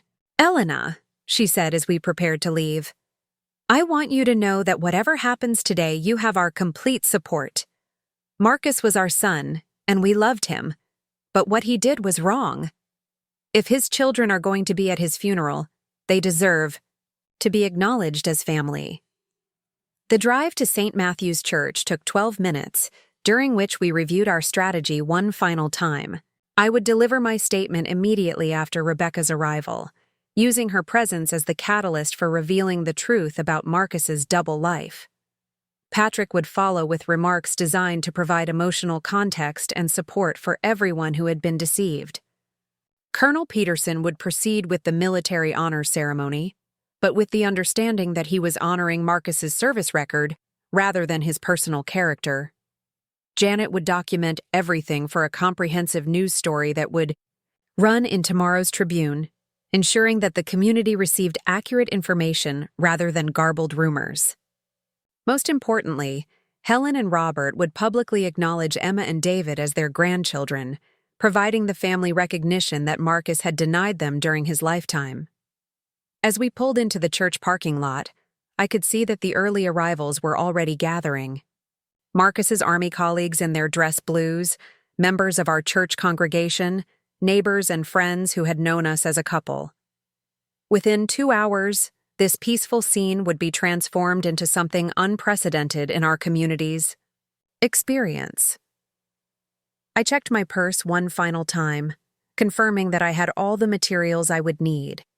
The timeline of Marcus's deception, copies of key financial documents, photographs of his secret family, and the prepared statement that would serve as both eulogy and indictment. Everything was organized in manila folders labeled with tabs that would allow me to reference specific evidence during my presentation. At 11:30, I met with Reverend Matthews in his office, walking him through the basic facts of Marcus's deception, and explaining how those facts would impact the service he had planned. The poor man looked as if I had told him the church was about to be struck by lightning. "Mrs. Chen, this is unprecedented. In 30 years of ministry, I've never conducted a funeral that involved exposing the deceased's, well, their secret life. Reverend, Marcus made choices that created this situation.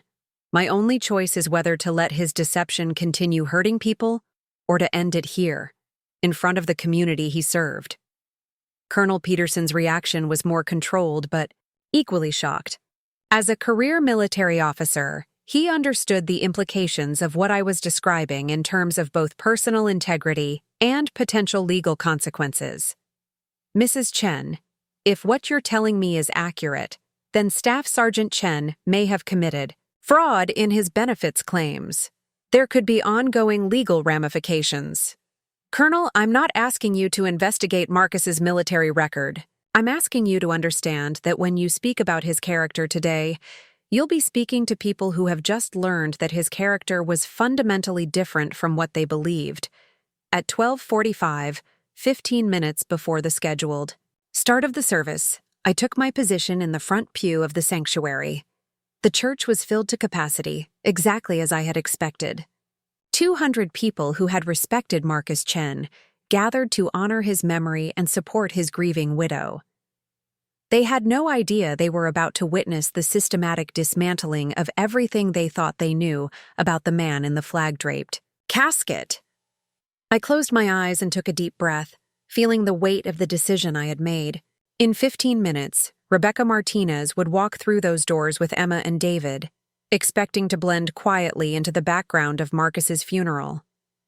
Instead, she would become the catalyst for the most complete public reckoning our community had ever witnessed. Everything was ready. The evidence was organized, the witnesses were positioned, and the truth was finally about to be told. Marcus had spent 8 years carefully managing the revelation of his double life, controlling when and how information was shared to maintain his deception. Now it was my turn to control the revelation, and I intended to do it with the same systematic thoroughness he had brought to his lies. At exactly 1 p.m., Reverend Matthews stepped to the pulpit and began the service with a prayer that seemed to carry extra weight given what he now knew was coming. Heavenly Father, we gather today to honor the life of Marcus Anthony Chen and to comfort those who mourn his passing. Grant us wisdom as we seek to understand your will, and strength as we face difficult truths with grace and compassion. The congregation bowed their heads, 200 people united in what they believed was simple grief. I kept my eyes open, scanning the filled sanctuary one final time. Marcus's Army colleagues occupied the third and fourth pews, their dress blue uniforms a sea of honor and tradition. His co-workers from the base training facility filled the section behind them, faces solemn with professional respect. Our church, family, neighbors, and community members filled the remaining space, creating the kind of turnout that would have made Marcus proud if he had been capable of genuine emotion. Colonel Peterson sat in the front row beside Marcus's parents, the folded American flag that would soon be presented to me resting on his lap. Patrick was positioned in the second pew, his modified eulogy waiting in his jacket pocket. Janet had claimed a strategic position near the back, her photographer discreetly positioned to document whatever unfolded. The casket dominated the front of the sanctuary, draped with the flag that Marcus had served under for 30 years. His military portrait, enlarged and mounted on an easel, showed him in dress blues with the confident expression of a man who had earned respect through dedication and sacrifice. Every detail of the setting reinforced the narrative of honor and service that had defined his public identity.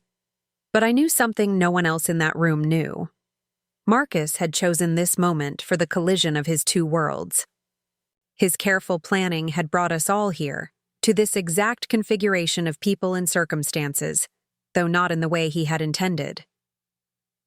Reverend Matthews began his opening remarks, sharing memories of Marcus's community involvement and his dedication to veteran services.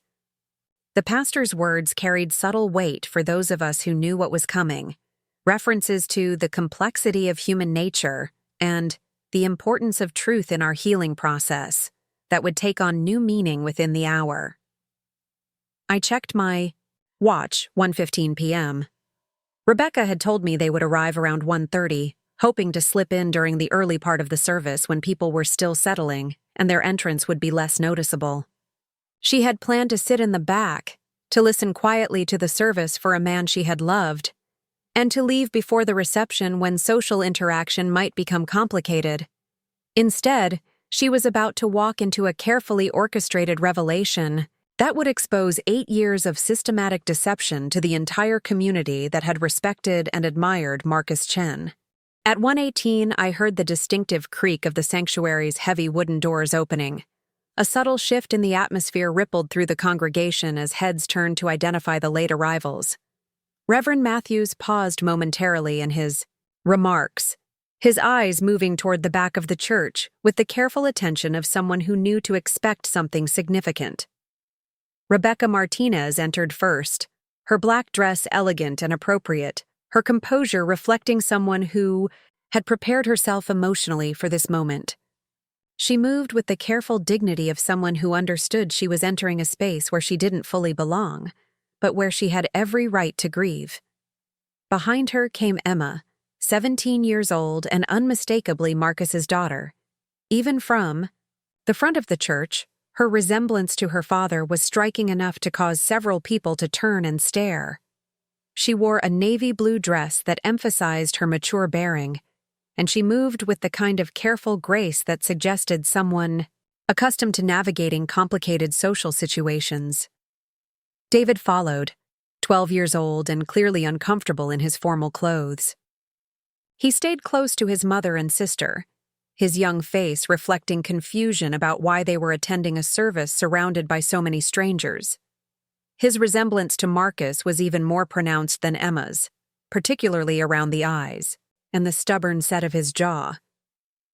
The whispered conversations that rippled through the congregation were audible even from my position in the front pew. "Who are they?" "That boy looks just like Marcus." "I've never seen them before." The questions were quiet but persistent, creating an undercurrent of curiosity that would make the coming revelation even more impactful. Rebecca guided her children toward an empty pew about halfway back, her eyes scanning the filled sanctuary with what appeared to be growing alarm. This was clearly not the small, intimate service she had expected. The overwhelming presence of uniforms, the formal military elements, the sheer number of people who had come to honor Marcus's memory, all of it suggested a level of community integration and public respect that contradicted everything Marcus had told her about his life. I could see her processing the disconnect between the man she thought she knew and the evidence of his actual standing in this community. Marcus had described himself to her as essentially isolated, a divorced veteran with few close relationships and limited social connections. The reality of 200 mourners, military honors, and obvious community respect must have been deeply unsettling. Emma's reaction was even more telling. As someone old enough to understand social cues and community dynamics, she was clearly recognizing that they had walked into something much more significant than they had been prepared for. Her eyes moved from the military honor guard to the packed congregation to the elaborate floral arrangements that spoke of genuine affection and respect. David remained close to his mother, but his attention was captured by the flag-draped casket and the formal military elements of the service. For a 12-year-old boy who had been raised believing his father was a heroic veteran, the pageantry and ceremony probably felt appropriate, even if the scale was larger than expected. Colonel Peterson had noticed their arrival and was studying the children with the focused attention of someone trained to assess situations quickly. The family resemblance was impossible to miss, and I could see him making calculations about what their presence might mean. His military bearing remained perfectly controlled, but his eyes carried questions that would soon be answered definitively. Patrick had turned slightly in his pew, positioning himself to observe both Rebecca's family and my reaction to their arrival. As a family therapist, he was probably reading the psychological dynamics playing out in real time. A woman discovering that her understanding of her partner's life was fundamentally incomplete. Children encountering evidence that their family history was more complicated than they knew, and a community about to confront the reality that their respected member had been living a lie. Helen Chen gripped her husband's arm as she studied Emma and David, her maternal instincts clearly responding to the sight of grandchildren she had never known existed. The photographs I had shown her the evening before had prepared her intellectually, but seeing Marcus's features reflected in living children was obviously an emotional experience that no amount of preparation could have mitigated. Janet remained in position near the back, her professional instincts engaged as she observed the developing situation. As the experienced reporter, she understood that she was witnessing the setup for a story that would have significant impact on our community. Her photographer was discreetly documenting the service, capturing images that would soon become historical, records of an unprecedented public revelation. At 1:25, Reverend Matthews concluded his opening remarks and announced that I would be delivering the primary eulogy. This was the moment everything had been building toward, the convergence of careful planning and strategic positioning that would allow me to control the narrative for the first time since discovering Marcus's deception. I rose from the front pew, my legs steady despite the adrenaline coursing through my system. The manila folder containing all my evidence felt reassuringly solid in my hands as I walked to the pulpit, positioning myself to address both the congregation and Rebecca's family directly. 200 people waited expectantly for the widow's tribute to her beloved husband. Rebecca and her children sat quietly, probably hoping to blend into the crowd of mourners and avoid drawing attention to their complicated relationship with the deceased. None of them suspected that the next 10 minutes would permanently alter their understanding of Marcus Chen, their memories of their relationships with him, and their place in the community that had gathered to honor his memory. I adjusted the microphone, opened my folder to the first page of evidence, and looked directly at Rebecca Martinez for the first time since she had entered the sanctuary.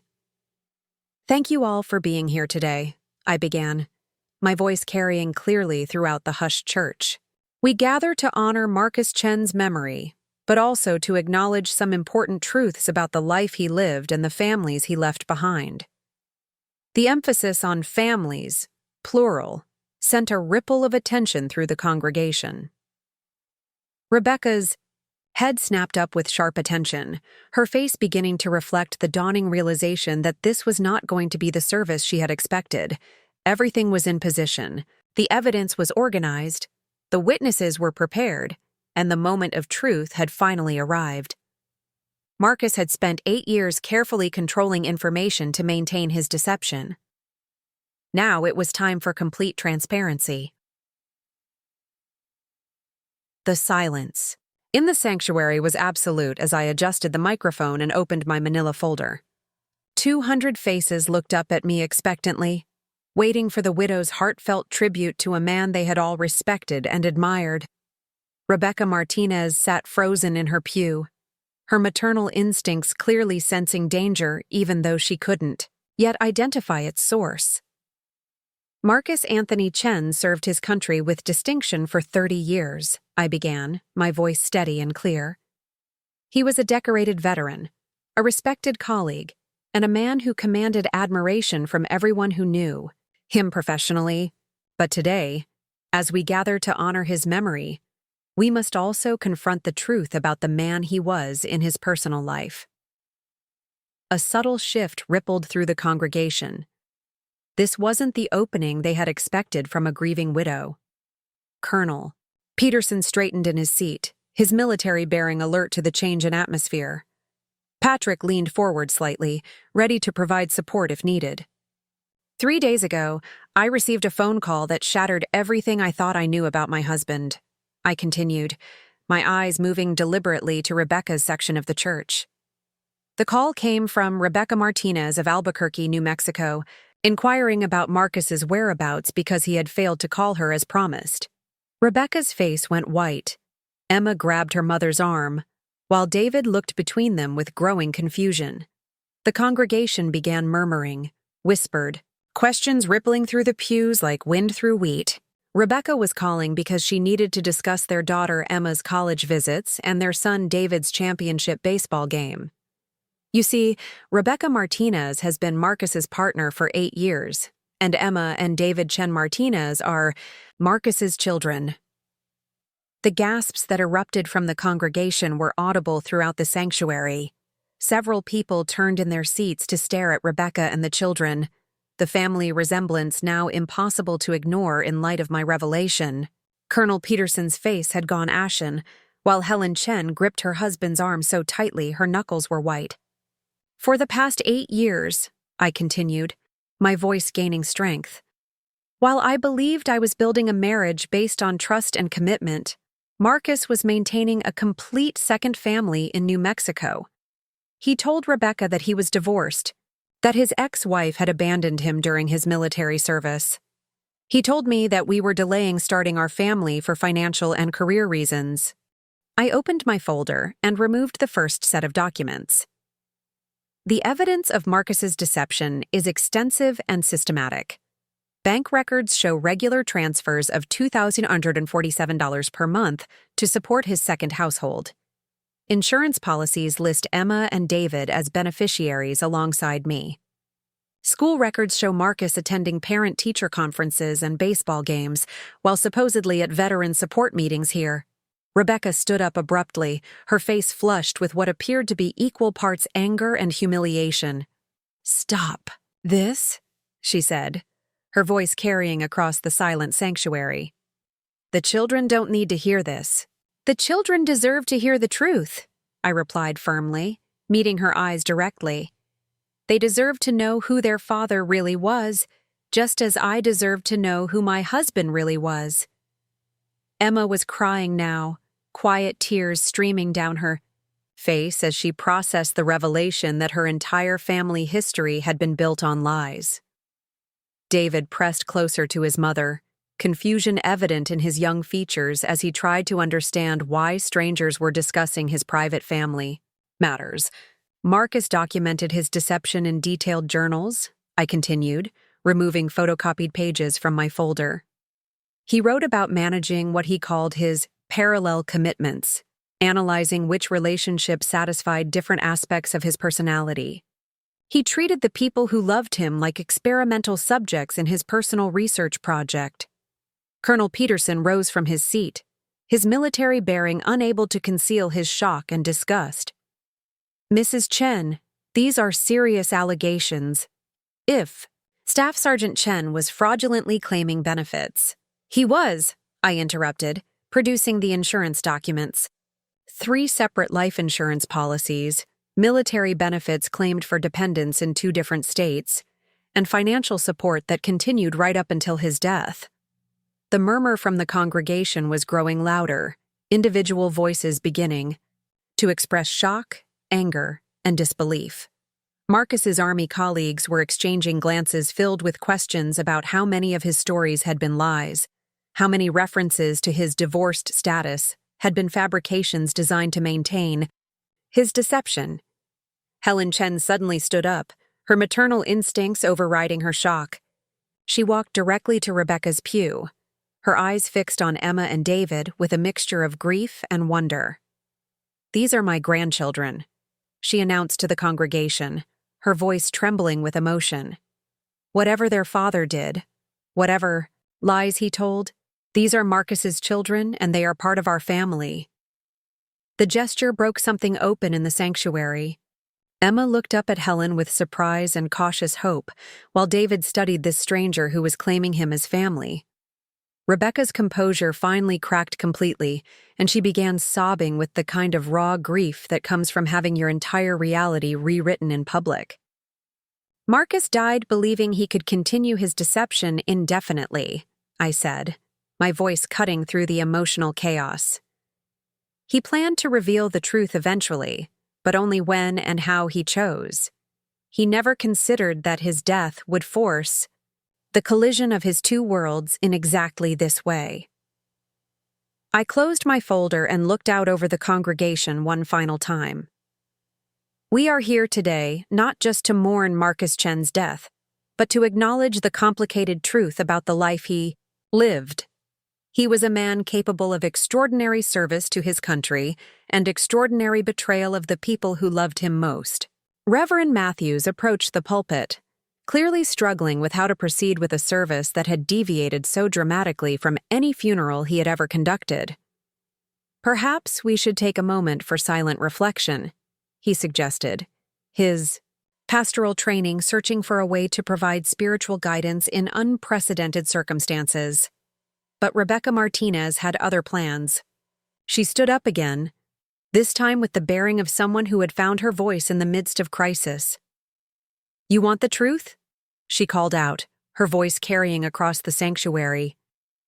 "The truth is that Marcus Chen was a coward who couldn't choose between the life he had built and the life he wanted.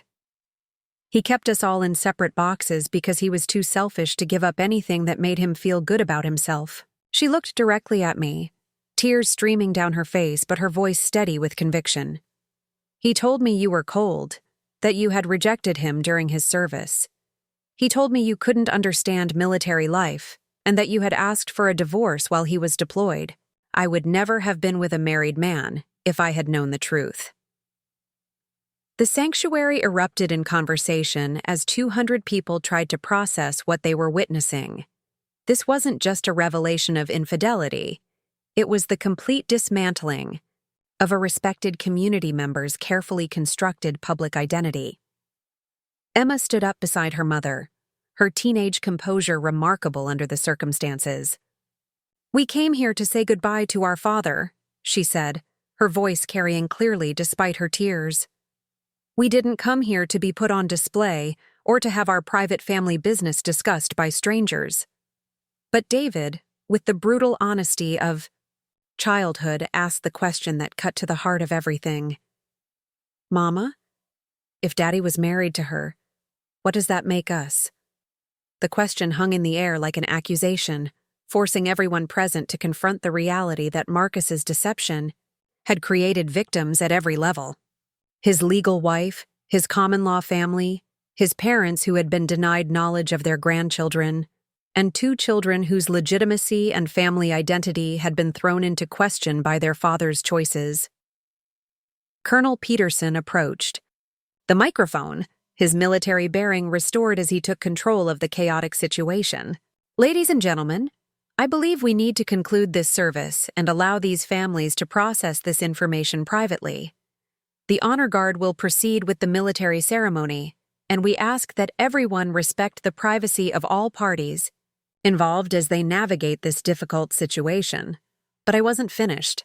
This moment, this collision of Marcus's 2 worlds in front of everyone who had respected him, was exactly what he had tried to prevent through 8 years of careful deception, and I intended to ensure that the truth was completely told.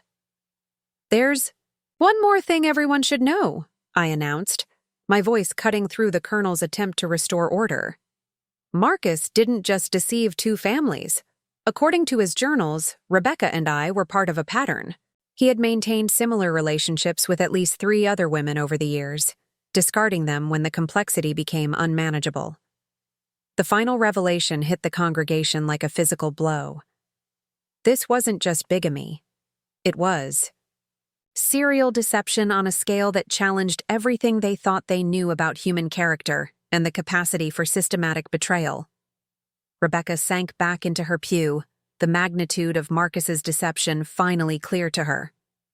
She hadn't been his second family. She had been one of many women he had manipulated over the years, different from the others only in that their relationship had lasted longer and produced children.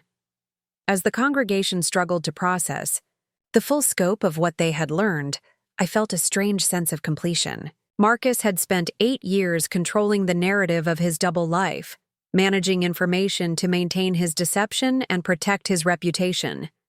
Now, everyone who had respected him knew exactly who he had been. The truth was, finally, completely told. The man in the flag-draped casket was not the hero they had come to honor. He was a systematic deceiver whose carefully constructed public persona had hidden a private life of calculated betrayal and manipulation. And for the first time since discovering his deception, I felt like I could finally begin to mourn, not the man I had thought he was, but the years of my life I had lost to his lies. Part 10. Resolution. 6 months after Marcus's funeral, I stood in the kitchen of my new apartment overlooking Millbrooks, downtown district, preparing coffee for 2 visitors I never could have imagined hosting when I was married. Emma Martinez Chen, now 18 and preparing for her freshman year at UNM, sat at my small dining table reviewing college course catalogs, while her grandmother Helen offered advice about academic planning. The relationship between Marcus's 2 families had evolved in ways none of us could have predicted that devastating Thursday in March. What began as public humiliation had transformed into something resembling healing, though not without significant struggle and professional counseling for everyone involved. Rebecca and I had met privately 3 weeks after the funeral, both of us needing to understand the full scope of Marcus's deception and to figure out how to move forward as 2 women who had unknowingly shared the same man for 8 years. The conversation was painful but necessary, revealing details about Marcus's systematic lies that helped us both piece together the timeline of his betrayal. "He told me you were frigid," Rebecca had admitted during that first difficult conversation. "He said you had married him for financial security, but weren't interested in physical intimacy or emotional connection.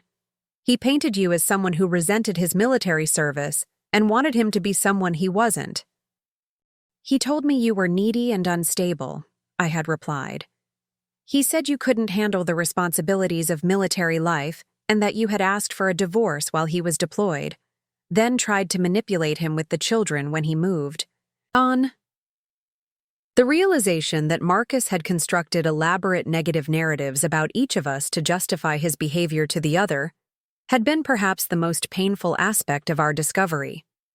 He hadn't just deceived us, he had actively encouraged us to think poorly of each other, ensuring that if we ever met, we would be more likely to blame each other than to recognize him as the common source of our manipulation. But children have a way of cutting through adult complications with startling clarity. David, now 13 and growing into Marcus's stubborn determination, had announced one afternoon that he wanted to know his other grandmother and grandfather. His simple request had forced all of us to confront the reality that Marcus's death had created family connections that transcended the circumstances of his deception.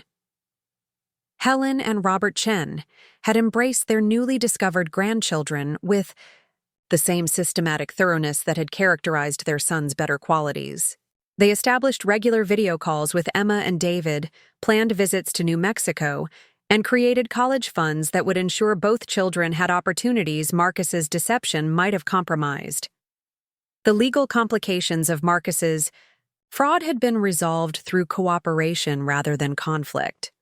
Rebecca and I had worked together to ensure that his military benefits were properly allocated, his insurance payouts were distributed fairly, and his financial obligations to both families were met through his estate.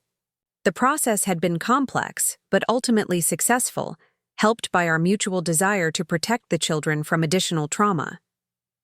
Colonel Peterson had conducted a thorough investigation of Marcus's military benefits claims, discovering systematic fraud that dated back nearly to the beginning of his relationship with Rebecca. Rather than pursuing criminal charges posthumously, the military had worked with both families to ensure proper benefit distribution and to prevent similar fraud in the future. The community response had been mixed, but generally supportive ones. The initial shock wore off. Some people struggled to reconcile the Marcus they had known with the man who had been capable of such systematic deception. Others focused on supporting the innocent victims of his choices, particularly Emma and David, who had been thrust into an impossible situation through no fault of their own. Janet's newspaper coverage had been thorough but sensitive, focusing on the systemic issues that had allowed Marcus's fraud to continue undetected, rather than sensationalizing the personal drama. Her reporting had led to policy changes in military benefit oversight and had sparked community conversations about the support systems available to military families facing complex challenges. I had returned to work as a school counselor with a new perspective on the complexity of family situations and the importance of looking beyond surface appearances when trying to understand student behavior. My experience with Marcus's deception had given me insights into how effectively people can compartmentalize their lives and how children often bear the burden of adult choices they don't understand. Rebecca had been promoted at the hospital and was pursuing a graduate degree in healthcare administration, determined to build financial independence that would ensure she never again found herself vulnerable to someone else's deception. She and I maintained a cordial relationship focused on the children's welfare, though we would never be close friends given the circumstances that had brought us together. Emma had thrived despite the trauma of discovering her father's deception. Her college applications had included a powerful essay about learning that people are capable of containing both admirable and despicable qualities, and about the importance of building relationships based on honesty rather than idealization. She planned to study psychology with a focus on family therapy, hoping to help other families navigate complex dynamics.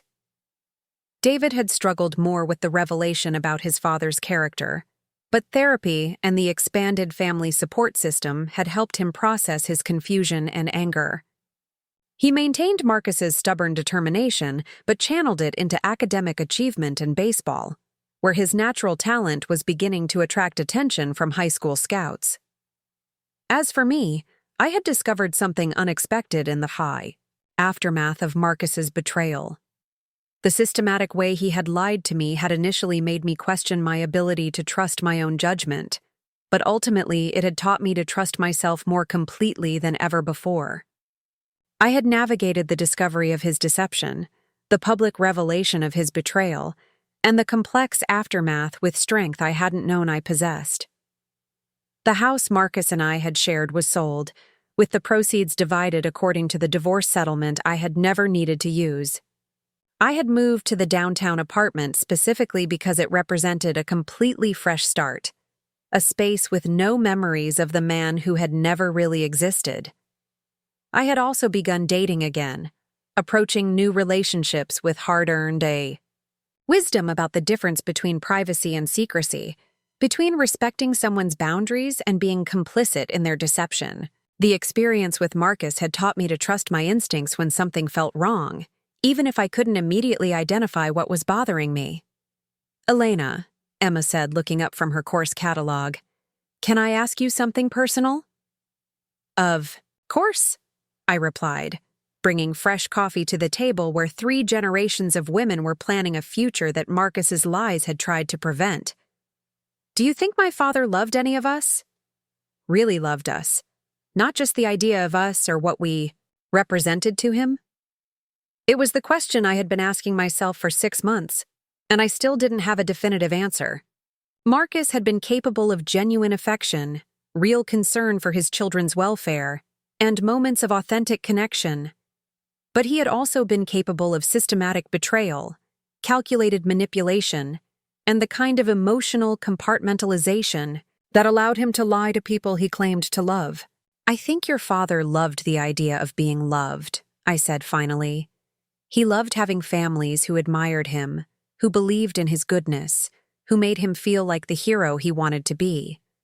Whether that constitutes real love, I honestly don't. No? Helen reached across the table to squeeze Emma's hand.